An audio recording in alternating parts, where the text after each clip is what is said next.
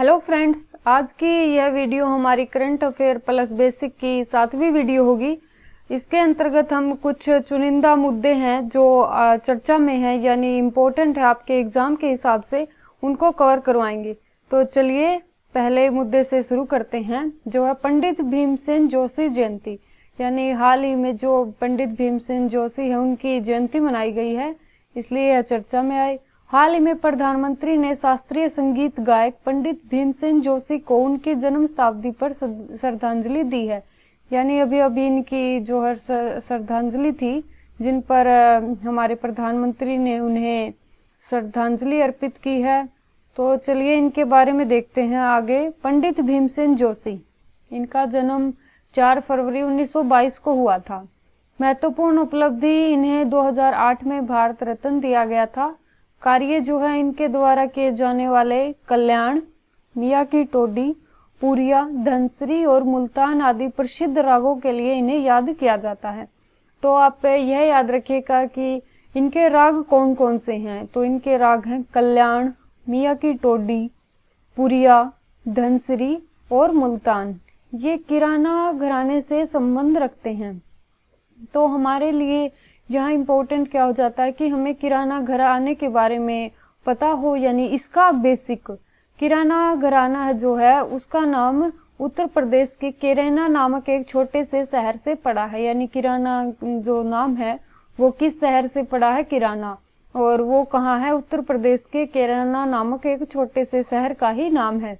इसकी स्थापना उस्ताद अहमद करीम खान ने की। यानी किराना घराने की स्थापना किसने की, उस्ताद अब्दुल करीम खान ने। ये आप याद रखिएगा। अब्दुल वाहिद खान, सुरेश बाबू माने, हीराबाई बडोडकर और रोशन आरा बेगम जैसे प्रसिद्ध कलाकार इस घराने से संबंधित हैं। यानी इस घराने से जो प्रसिद्ध अन्य कलाकार हैं वो देखिए कौन कौन है। अब्दुल वाहिद खान, सुरेश बाबू माने, हीराबाई बडोडकर और रोशन आरा बेगम। आगे देखते हैं। ये हिंदुस्तानी शास्त्रीय संगीत के घराने से ताल्लुक रखते थे। यानी हिंदुस्तानी शास्त्रीय संगीत के घराने से ये ताल्लुक रखते थे। अब हम देखते हैं हिंदुस्तानी संगीत। इसका उद्भव, हिंदुस्तानी संगीत जो है मुख्य रूप से भारत में प्रचलित भारतीय शास्त्रीय संगीत के दो विशिष्ट शैलियों में से एक है। यानी जो भारत में शास्त्रीय संगीत की दो प्रचलित यानी विशिष्ट शैली प्रचलित हैं, उनमें से एक क्या है, हिंदुस्तानी संगीत, और दूसरा भारतीय संगीत है कर्नाटक संगीत, जो मुख्य रूप से दक्षिण भारत में प्रचलित है।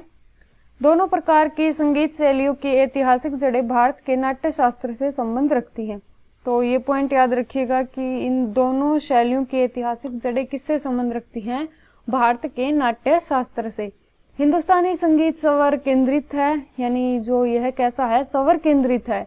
हिंदुस्तानी शास्त्रीय संगीत से जुड़े प्रमुख स्वर देखिए आप, ख्याल, गजल, ध्रुपद, धमर, तराना और ठुमरी हैं। कौन कौन से मुख्य स्वर हैं, ख्याल, गजल, ध्रुपद, धमर, तराना और ठुमरी। अधिकांश हिंदुस्तानी संगीतकार तानसेन के वंश से संबंधित हैं। किसके वंश से संबंधित हैं, तानसेन के वंश से। अब कुछ अन्य घराने हैं, उनको भी देख लेते हैं। सबसे पहले देखिए ग्वालियर घराना। संबंधी स्थान कहाँ है, ग्वालियर, नाम से ही हमें दिखाई दे रहा है। इसके संस्थापक याद रखने हैं आपको, नथन खां। आप यहाँ एक बात ध्यान से समझे कि ऐसा जो क्वेश्चन है वो आपको पीसीएस या अन्य जो भी छोटे छोटे एग्जाम होते हैं उनमें देखने को मिल सकता है। हालांकि यूपीएससी इसे नहीं पूछेगी, लेकिन यदि आपको इनके संस्थापक का नाम याद हुआ तो आप को अपने उत्तर को सोल्व करने में बिल्कुल आसानी जरूर मिल सकती है। यानी ऐसा क्वेश्चन आपको अच्छी नॉलेज ही देगा जिससे आप क्वेश्चन को टैकल कर पाओगे। अगला घराना देखिए आगरा। यानी संबंधित स्थान क्या हुआ, आगरा ही। इसके संस्थापक हैं हाजी सुजान खां। कौन है संस्थापक आगरा घराने के, हाजी सुजान खां। इसके बाद देखते हैं रंगीला घराना, जो आगरा से संबंधित है। ये याद रखिएगा, जो रंगीला घराना है वो किससे संबंधित है, वो भी आगरा स्थान से ही संबंधित है। इसके संस्थापक देखिए आप फैयाज खां। कौन है, फैयाज खां रंगीला के संस्थापक हैं। फिर जयपुर घराना यानी जयपुर से संबंधित अल्लाला दिया खान इसके संस्थापक हैं। किराना घराना अभी देखा ही हमने, जो अवध से संबंधित है, इसके संस्थापक अब्दुल वाहिद खान है। फिर है बनारस घराना, जो वाराणसी से संबंधित है और इसके संस्थापक राम सहाई। बनारस घराने के संस्थापक कौन है? राम सहाई है। इसे भी आप याद रखिएगा। अब हमारा अगला मुद्दा है प्रधानमंत्री मातृ वंदना योजना। आपको ये तो पता ही है, योजना हमारे प्रीलिम्स के लिए इम्पोर्टेंट तो है ही, साथ साथ मेंस के लिए भी उतनी ही ज्यादा इम्पोर्टेंट है, क्योंकि जो मेंस के क्वेश्चन लिखने आते हैं, यदि उनमें आपने योजना का संदर्भ दिया यानी योजना को डिनोट किया, तो आपके जो है प्रश्न की वैल्यू वो बढ़ जाती है। इसलिए आपको बहुत सारी इम्पोर्टेंट योजनाएं अच्छे से याद होनी चाहिए। तो इसे देखिए, यह जो योजना है प्रधानमंत्री मातृ वंदना योजना चर्चा में क्यों है, पहले यह देखते हैं। भारत सरकार की मातृत्व लाभ योजना या प्रधानमंत्री मातृ वंदना योजना, जिसे PMMVY भी कह सकते हैं, में वित्त वर्ष 2020 तक 1.75 करोड़ से अधिक पात्र महिलाएं शामिल हो चुकी हैं। यानी जो 2020 तक हैं, प्रधानमंत्री मातृ वंदना योजना में 1.75 करोड़ से अधिक पात्र महिलाएं शामिल हो चुकी हैं। ये डेटा आप रहने दीजिए, इतना इम्पोर्टेंट नहीं है। फिर देखते हैं योजना के बारे में। PMMVY जो है एक मातृत्व लाभ योजना है। कैसी योजना है? मातृत्व लाभ योजना, जिसे 1 जनवरी 2017 से देश के सभी जिलों में लागू किया गया है। इसकी शुरुआत कब की गई? 1 जनवरी 2016 को। यह बाल यानी महिला और बाल विकास मंत्रालय द्वारा संचालित एक केंद्र प्रायोजित योजना है। कैसी योजना है? केंद्र प्रायोजित है और जो महिला और बाल विकास मंत्रालय द्वारा संचालित है। अब देखते हैं वे महिलाएं जो केंद्र सरकार या राज्य सरकारों या सार्वजनिक उपक्रमों में नियमित रोजगार में संलग्न है तथा किसी भी कानून के तहत समान लाभ प्राप्त करती हैं को छोड़कर। यानी इसमें कौन कौन सी महिलाएं नहीं होंगी, पहले तो वो डिनोट किया है यहाँ। दोबारा देखिए कौन कौन नहीं होंगी। वे महिलाएं जो केंद्र सरकार या राज्य सरकारों या सार्वजनिक उपक्रमों में नियमित रोजगार में संलग्न है तथा किसी भी कानून के तहत समान लाभ प्राप्त करती हैं को छोड़कर। यानी यदि कोई महिला ऐसा लाभ अन्य तरह से ले रही है तो उसे इस योजना का लाभ नहीं मिलेगा। यानी सभी गर्भवती महिलाएं और स्तनपान कराने वाली माताएं इस योजना के लिए पात्र हैं। यानी जो गर्भवती महिला हैं और स्तनपान करवाने वाली महिला हैं जो किसी अन्य योजना का लाभ नहीं ले रही है, वो सभी इस योजना के पात्र हो जाती हैं। ऐसी सभी गर्भवती महिलाएं और स्तनपान कराने वाली माताएं जिन्होंने परिवार में पहली संतान के लिए 1 जनवरी 2017 को या उसके बाद गर्भ धारण किया हो। तो ये डेटा तो इतना ज्यादा इम्पोर्टेंट नहीं है, क्योंकि जब इसकी शुरुआत हुई उसी को यहाँ टाइमलाइन बनाया गया है। अब देखते हैं योजना के तहत प्राप्त लाभ क्या क्या हैं। तो लाभ देखिए, लाभार्थी को निम्नलिखित शर्तों को पूरा करने पर 3 किस्तों में 5,000 रुपए का नकद लाभ मिलता है। यानी जो महिला है उन्हें कितनी राशि मदद के रूप में मिलती है? 5,000, और 3 किस्तों में ये रुपए दिए जाते हैं। और वो शर्तें देखिए जिन्हें पूरी करने पर यह राशि मिलती है। सबसे पहले है गर्भ धारण का शीघ्र पंजीकरण करने पर, प्रसव पूर्व जांच करने पर, बच्चे के जन्म का पंजीकरण और परिवार के पहले जीवित बच्चे के टीकाकरण का पहला चक्कर पूरा करने पर। तो आगे देखते हैं, पात्र लाभार्थियों को जननी सुरक्षा योजना के तहत भी नकद प्रोत्साहन राशि दी जाती है। इस प्रकार पात्र महिला को औसतन 6,000 रुपए की सहायता राशि मिलती है। यानी 5,000 रुपए तो इस योजना के तहत मिलते हैं और 1,000 की राशि जो है जननी सुरक्षा योजना के तहत दी जाती है। तो अब देखिए जननी सुरक्षा योजना, यह 100% केंद्र प्रायोजित योजना है जिसे गर्भवती महिलाओं के बीच संस्थागत प्रसव को बढ़ावा देकर मातृ और शिशु मृत्यु दर को कम करने के उद्देश्य से लागू किया गया है। जननी सुरक्षा योजना कैसी है? जननी की सुरक्षा करना, यानी गर्भवती महिलाओं की सुरक्षा करना। और वो कैसे होगी? जब उनका जो प्रसव है वो संस्थागत यानी हॉस्पिटल में अच्छे से किया जाएगा, जिससे मातृ और शिशु दोनों की जान को बचाया जा सकता है। यानी उनकी मृत्यु दर को कम करना ही इसका उद्देश्य है। अब आगे देखिए, ये जो है मूल रूप से यह राष्ट्रीय स्वास्थ्य मिशन के तहत एक सुरक्षित मातृत्व हस्तक्षेप है। यानी यह किस मिशन के अंतर्गत सुरक्षित मातृत्व हस्तक्षेप है? तो ये NHM यानी राष्ट्रीय स्वास्थ्य मिशन के अंतर्गत अब लाभ देख सकते हैं। इस योजना में गर्भवती महिलाओं के बीच संस्थागत प्रसव को बढ़ावा देने हेतु मान्यता प्राप्त सामाजिक स्वास्थ्य कार्यकर्ता जो है आशा के रूप में जाने वाली, यानी आशा के रूप में जाने वाली महिला स्वास्थ्य स्वयं सेवक को उसके बेहतर कार्य के लिए प्रोत्साहन राशि भी प्रदान की जाती है। तो यहाँ हमने देखा आशा। अब आशा की फुल फॉर्म देखिए आप, एग्रीडेटेड सोशल हेल्थ एक्टिविस्ट जो है क्या होती है, आशा। महिलाओं के पोषण और स्वास्थ्य पहलुओं पर ध्यान केंद्रित करने से संबंधित अन्य योजनाएं आप देख सकते हैं। इंदिरा गांधी मातृ सहयोग योजना है और पोषण अभियान है। पोषण अभियान देखिए कब शुरू किया, ये मार्च 2018 में शुरू किए गए। पोषण अभियान का लक्ष्य क्या था, बच्चों की पोषण स्थिति और गर्भवती महिलाओं और स्तनपान कराने वाली माताओं की स्थिति में समयबद्ध तरीके से सुधार लाना है। और एक और है एकीकृत बाल विकास सेवा योजना, जिसे ICDS कहते हैं। यह योजना भी जो है 6 वर्ष से कम बच्चों और महिलाओं सहित कमजोर समूहों को लक्षित करती है और इसे भी महिला एवं बाल विकास मंत्रालय कार्यान्वित कर रहा है। इस तरह से हमने इसमें 2 योजना देखी, जननी सुरक्षा योजना और मातृत्व लाभ वंदना योजना। अब आगे देखते हैं, हमारा अगला टॉपिक है EPF के ब्याज पर कर अधिरोपण। क्या है, EPF के ब्याज पर कर अधिरोपण हमारा अगला टॉपिक है।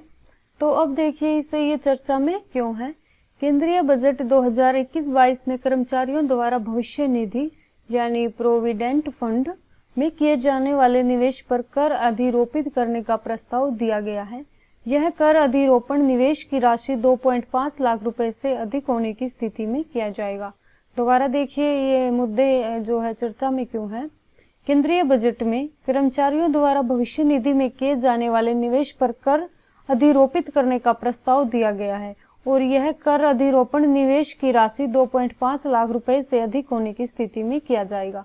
यानी जो अब कर्मचारी हैं वो भविष्य निधि में जो निवेश करते थे वो अब उन पर कर लगने लग जाएगा। और कितनी राशि से अधिक होने पर कर लगेगा, 2.5 लाख रुपए से यदि अधिक राशि पर निवेश किया जाता है भविष्य निधि में तो उन पर कर लगाया जाएगा। यह मुद्दा है, यानी चर्चा में है, न्यूज में है। वित्त मंत्रालय द्वारा प्रत्येक माह भविष्य निधि में 1 करोड़ रुपए से अधिक के निवेश पर चिंता व्यक्त करते हुए कर्मचारियों को कर रियायत के साथ सुनिश्चित प्रतिफल की प्राप्ति को अनुचित बताया गया है। यानी यहाँ कहा गया कि जो भविष्य निधि में 1 करोड़ रुपए से अधिक जो है निवेश कर देते हैं और उन पर कर रियायत थी, तो इस पर चिंता व्यक्त की है। आगे देखिए, कर्मचारी भविष्य निधि को कर्मचारी भविष्य निधि संगठन के तहत व्यवस्थित किया गया है। यानी जो कर्मचारी भविष्य निधि है उसे EPFO के तहत व्यवस्थित किया गया है, इसे याद रखिएगा। अब देखते हैं EPFO क्या है। EPFO एक सरकारी संगठन है। कैसा संगठन है? सरकारी संगठन जो भारत में संगठित क्षेत्र में संलग्न कर्मचारियों हेतु भविष्य निधि और पेंशन खातों का प्रबंधन करता है। ये भी आपको याद रखना है कि इसका कार्य क्या है। तो यह क्या करता है, भारत में संगठित क्षेत्र जो है उसमें संलग्न कर्मचारियों हेतु भविष्य निधि यानी प्रोविडेंट फंड और पेंशन अकाउंट्स का प्रबंधन करता है EPFO। अब आगे देखिए इसके बिंदु देखते हैं हम, प्रमुख बिंदु। कर्मचारी भविष्य निधि योजना के बारे में। कर्मचारी भविष्य निधि योजना सार्वजनिक और निजी दोनों क्षेत्रों के कर्मचारियों के लिए उपलब्ध है। इसके अतिरिक्त कोई भी संगठन जिसमें कम से कम 20 व्यक्तियों की नियुक्ति की गई हो अपने कर्मचारियों को EPF का लाभ प्रदान करने हेतु अनिवार्य रूप से उत्तरदायी है। तो यहाँ देखिए ये अनिवार्य रूप से उत्तरदायी है।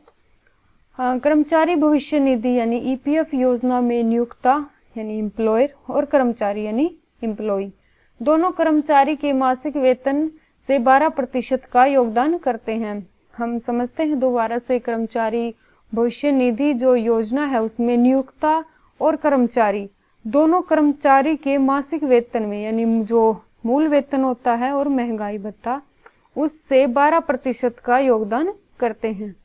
नियोक्ता की 12% की हिस्सेदारी में से 8.33 कर्मचारी पेंशन योजना में जमा किया जाता है।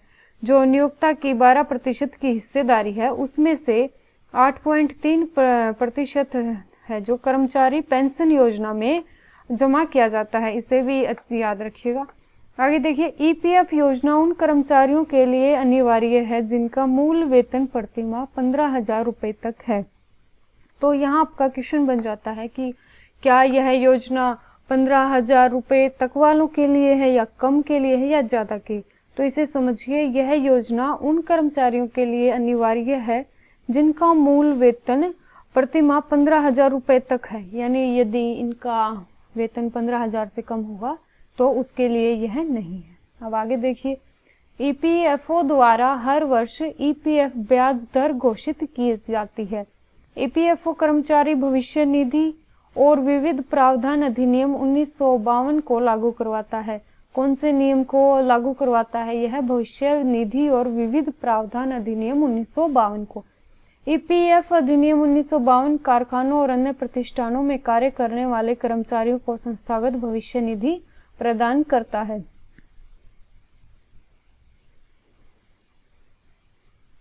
यह बचत योजना आयकर अधिनियम की धारा 86 के तहत छूट प्रदान करती है। यानी यह जो बचत योजना है वह किसके तहत छूट प्रदान करती है? तो यह आयकर अधिनियम की धारा 80C, कौन सी धारा? 80C के तहत छूट प्रदान करती है। ये भी इम्पोर्टेंट पॉइंट है। आय पर प्रस्तावित कर, ईपीएफ और ग्रेचुइटी में वार्षिक योगदान तथा ईपीएफ में स्वैच्छिक योगदान को जोड़ा जाएगा। यदि इन सभी का कुल योगदान 2.5 लाख रुपए से अधिक है तो उस पर मिलने वाली ब्याज आय पर सीमांत कर की दर से कर लगाया जाएगा, जिससे व्यक्ति की आय में कमी आती है। यानी ये हमने शुरू में ही बताया था कि अब जो है यदि उसका निवेश इस योजना के अंतर्गत किया गया है जो 2,05,000 रुपए से अधिक हो जाता है तो उस पर कर लगेगा। बस यही मेन बात है जो आपको समझनी है।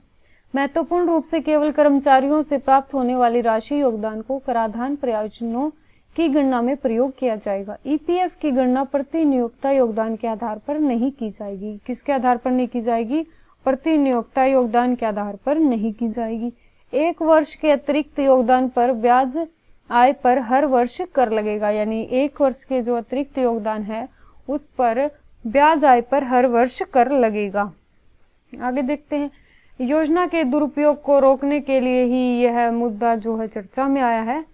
ये आपने समझ लिया है। यहाँ समझिए, हाई नेटवर्क इंडिविजुअल, इसमें उन लोगों को शामिल किया जाता है जिनके पास एक निश्चित आंकड़े से ऊपर के निवेश योग्य संपत्ति होती है। आपको बस यही याद रखना है यहाँ से कि हाई नेटवर्क इंडिविजुअल्स में किसको शामिल किया जाता है?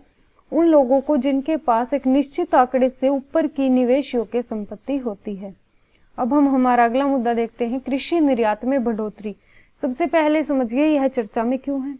हाल ही में वाणिज्य और जो उद्योग मंत्रालय है उसके अनुसार कृषि निर्यात में अप्रैल-दिसंबर 2020 की अवधि के दौरान 9.8% की वृद्धि दर्ज की गई है। ये एक अच्छा पॉइंट है। अच्छा क्वेश्चन बन सकता है कि आपसे पूछा जाएगा कि क्या कृषि के निर्यात में बढ़ोतरी हुई है, तो हम समझेंगे कि अभी जो है सब कुछ गिरावट ही चल रही है, तो कृषि में भी गिरावट ही हुई होगी, यानी इसके निर्यात में। लेकिन ऐसा सोचना गलत होगा। इसके निर्यात में वृद्धि दर्ज की गई है और कितनी? 9.8% की। अब आगे समझिए, भारत सरकार द्वारा निर्यात में सुधार के लिए merchandise export from India scheme की जगह निर्यात किए जाने वाले उत्पादों को निर्यात शुल्क और कर में छूट स्कीम योजना जो है लॉन्च की गई है। कौन सी? RODTEP, यानी रिमिशन ऑफ ड्यूटीज और टैक्सेस ऑन एक्सपोर्ट प्रोडक्ट। ठीक है, तो दोबारा से देखिए, पहले कौन सी थी? Merchandise export from India scheme थी। अब उसकी जगह निर्यात किए जाने वाले उत्पादों को निर्यात शुल्क और कर में छूट योजना चलाई गई है। अब देखते हैं प्रमुख बिंदु। भारत में निर्मित सभी सामानों को कुल व्यापारिक निर्यात में शामिल किया जाता है, जबकि कृषि निर्यात में केवल कृषि उत्पाद ही शामिल होते हैं। तो ये बड़ा अच्छा पॉइंट है, इसे एक बार फिर देख लेते हैं। जो भारत में निर्मित सभी सामानों को तो कुल व्यापारिक निर्यात में शामिल किया जाता है, लेकिन यदि कृषि निर्यात की बात आए तो उसमें केवल कृषि उत्पाद ही शामिल होते हैं। अब देखते हैं कृषि निर्यात में वृद्धि के कारण। सबसे पहला कारण है बढ़ती अंतर्राष्ट्रीय कीमतें, यानी अंतर्राष्ट्रीय स्तर पर कीमतें बढ़ी हैं, जिससे कृषि के निर्यात में वृद्धि कह सकते हैं। फिर है मांगों का सामान्यकरण, यानी जो लॉकडाउन के बाद यानी कोविड 19 के बाद जो लॉकडाउन लगा था वो खुलने के बाद मांग लगातार बढ़ने लगी है और इस बढ़ती हुई मांग से भारतीय कृषि को अवसर प्राप्त हुआ है ज्यादा लाभ प्राप्त करने का, तो यही बताया है। और भारतीय कृषि उत्पादों में प्रमुखतः गैर बासमती चावल, चीनी, तिलहन भोजन, कपास, गेहूं और अन्य सामान आदि का निर्यात किया गया। खाद्य और कृषि संगठन यानी FAO ने जनवरी 2021 में अपना नवीनतम खाद्य मूल्य सूचकांक जो है जारी किया है और जिसमें दिखाया है कि FPI 78 महीनों के उच्चतम स्तर पर पहुंच गया है।